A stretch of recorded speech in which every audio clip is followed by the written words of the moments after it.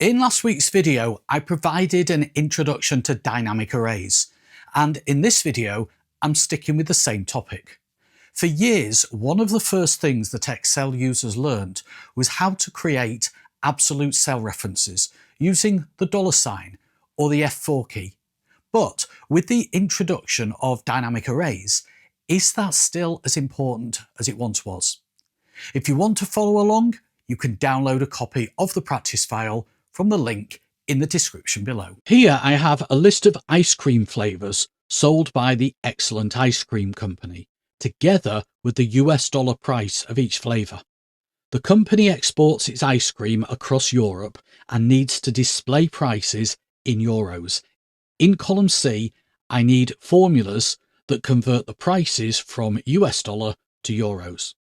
The traditional way of doing that would be enter a formula into C3, which would be B3 multiplied by F3, and make F3 absolute with the $, and then copy that formula down.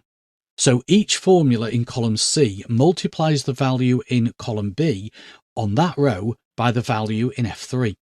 However, an easier way to enter the formula is this.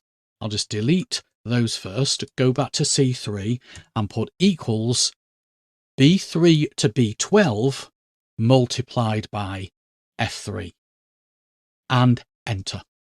So I end up with one formula in C3. The formula contains 10 values and those values spill down column C. Each cell in the range B3 to B12 is multiplied by F3, and there's no need to make F3 absolute. In the next example, I'll show you how using a dynamic array formula can replace a formula containing part absolute references. Here, I need to convert the US dollar prices into euros, UK pound sterling, and Australian dollars, and the exchange rates are in HI and J3.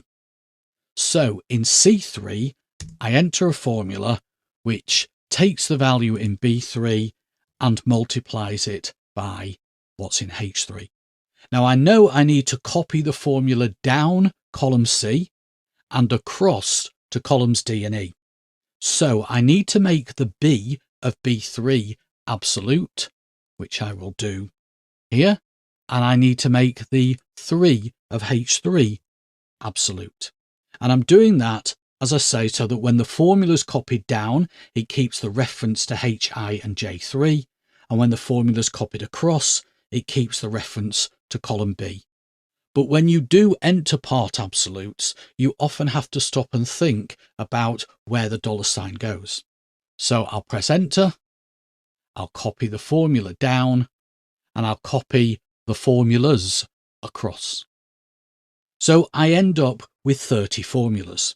But if I'd entered the formula as a dynamic array, not only would I end up with one formula, so my file would be smaller, I wouldn't have to think about where the $ go.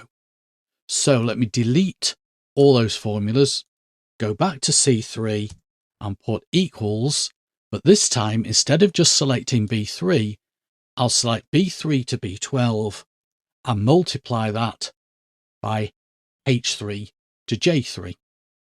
No $ at all, press enter, and what it does is it puts one formula into C3 and that formula spills down column C and across columns C, D and E. Finally, let's have a look at how we can use XLOOKUP to generate a dynamic array. I need to add the cost or the price of the insurance to this list here, and that is based on the insurance band. And I'll do that by entering formulas into column G. So for example, the first vehicle has a band of 4 assigned to it, which means that it costs £250 to insure it. The simplest way to do this is to use XLOOKUP. But because I need to copy the formula down, I would need to make J3J8 and K3K8, which are the lookup range and the return range. I need to make those absolute. So what I would do is I'd put XLOOKUP. I'm looking up what's in F3. I'm looking it up in column J, but I need to make column J absolute, and the answer is coming from column K. So I need to make that absolute as well. And then copy that formula down. So I get the right answers. I've just had to put in quite a number of dollar signs into the formula. Plus, I've got 29 formulas there. So let's delete those formulas. Instead of doing that, I can use this formula. It's still an XLOOKUP, so equals XLOOKUP. But instead of just saying F3, instead of just saying look up what's in F3, I'm actually going to select all of the insurance bands. So F3 through to F30.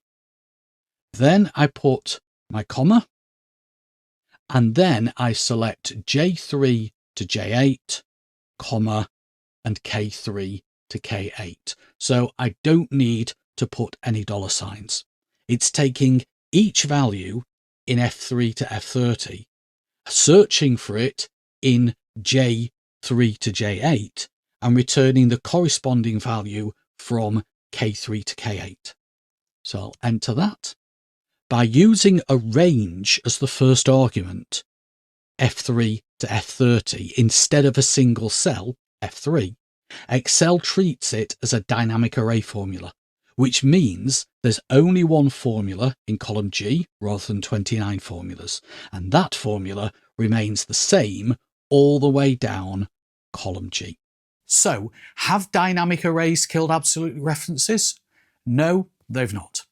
But they have made them a lot less important than they used to be. Absolute references are still important, they're still relevant, and they're still worth understanding. They're just no longer the first tool that we reach for as often as we once did.